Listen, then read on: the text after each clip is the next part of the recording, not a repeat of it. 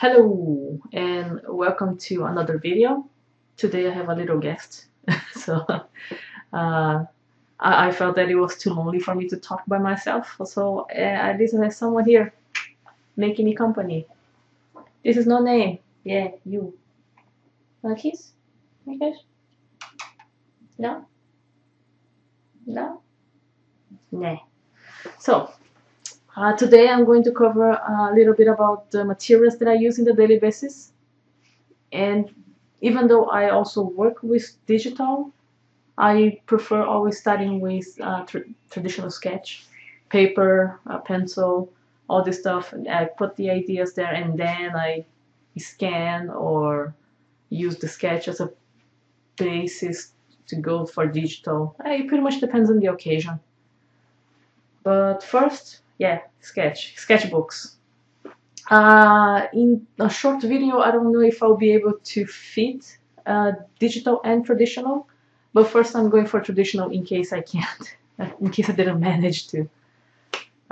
First, sketchbooks. I have tons of them. Wait, too much mess. So, sketchbooks. I have many of them. I have a collection, basically, of sketchbooks. And sometimes I feel like drawing on them. Sometimes I use other materials, anything that I have available. I don't have any specific kind of paper, that I look for. Sometimes I look at it, I feel the texture, and I say, hey, this seems like a good material. And let me try it. If it's a cheap one, then yes, I'll take it. If it's not, it's like, yeah, maybe after I finish my sketchbooks, I'll try that. So here, this is a sketchbook that I found just walking in the street. There was a guy selling stuff, and I bought it because of the shape, and it had, craft paper and these other plain papers. And it was pretty nice, even for annotations or for different kind of sketches. They have this kind of long, it's narrow thing. And it was pretty nice, visually speaking. I was like, I just bought it. I sketch on it whenever I remember I have it. Here, it's another one that I found. The only specific paper that I like to draw on is the craft paper. It's that beige color paper that you use to wrap packaging, and it's pretty nice. I like the texture, I like how it feels, I like the color. So yeah, if you never tried it, you might get some nice results.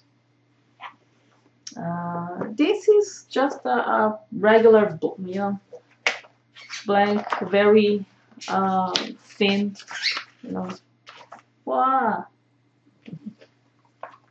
very thin, paper. This is a nice one, just because of the letter. But it's nice because sometimes I use the knife, and this is a nice thing to go on and don't worry about it. Also craft paper, the ones that I like. Jane.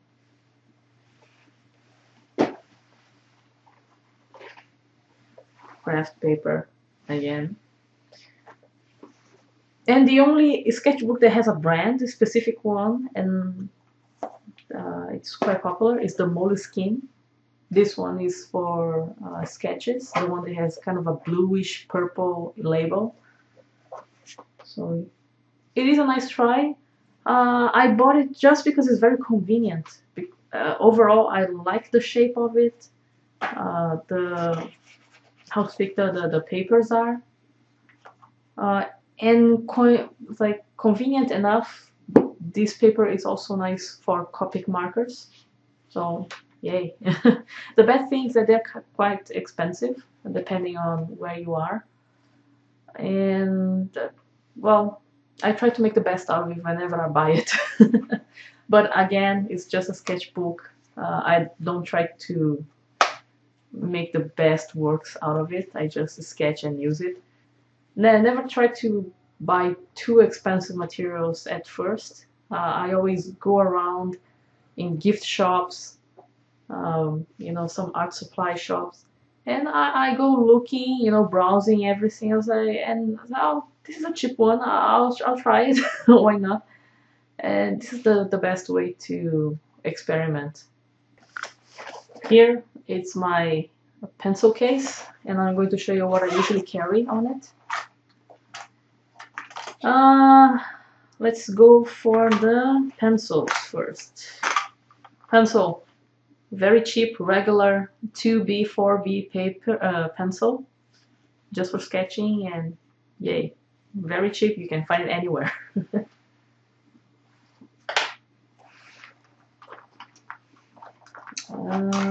Okay, knife.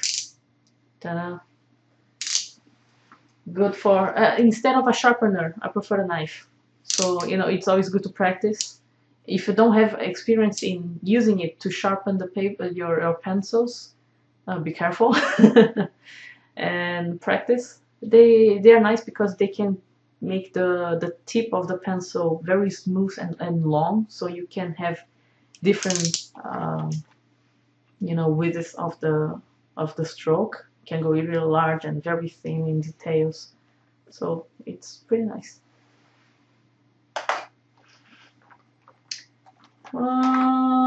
Eraser, I don't know the brand of it.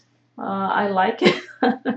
I just buy a few. They are quite cheap, so I just use it. As long as they don't smudge my paper, it's fine.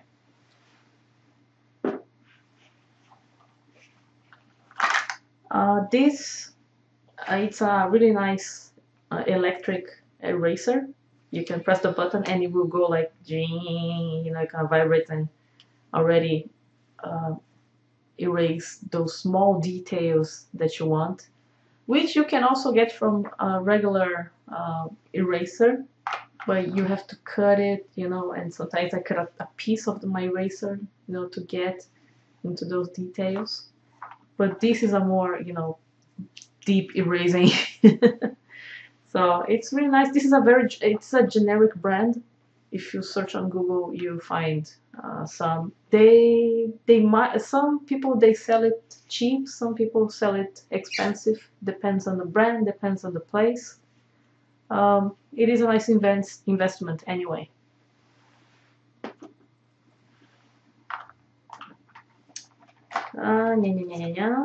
Inks. Chinese ink. They are the best in the in the matter. So waterproof and pretty good. This is a quill that I bought it back in Japan. It's a Tachikama brand with a G tip.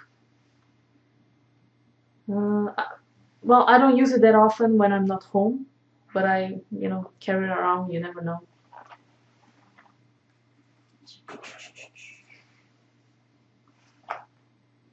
Okay, this is pretty nice. It's a Monami Pen S, what I use for inking, and amazingly cheap.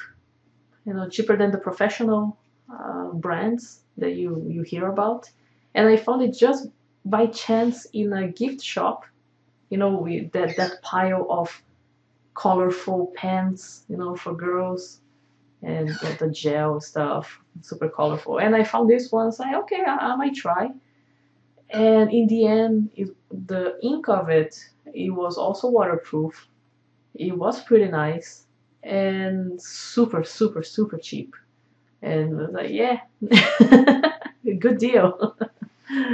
I think one pen was less than $1, way less. So yeah, very convenient.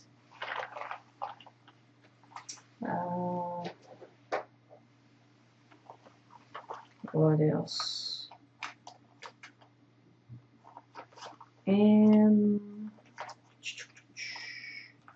this is another pen.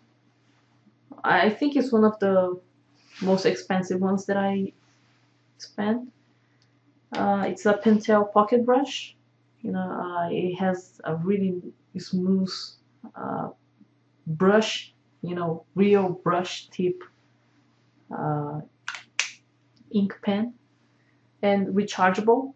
You can change the ink case, or you can refill it with the ink that you like, and that's pretty much it. Really good, nice. And also, everything that is a bit more costly is an investment. If you don't want to spend so much right in the start, there are many other options, and you just test them. And the Copic markers. Wait. Okay. This is what I usually use for coloring. I have a big range of them. They have been with me for more than 10 years. So yeah, they are expensive, but it's totally worth it. They're all rechargeable. You have to buy the ink. And the recharge itself, they are pretty big. Wait, I have the recharge here. And when you buy the recharge, this is the pen, this is the recharger, and this is like a huge amount of ink. So whenever you buy the recharge, it can refill you like 3 times this pen, so it's worth it.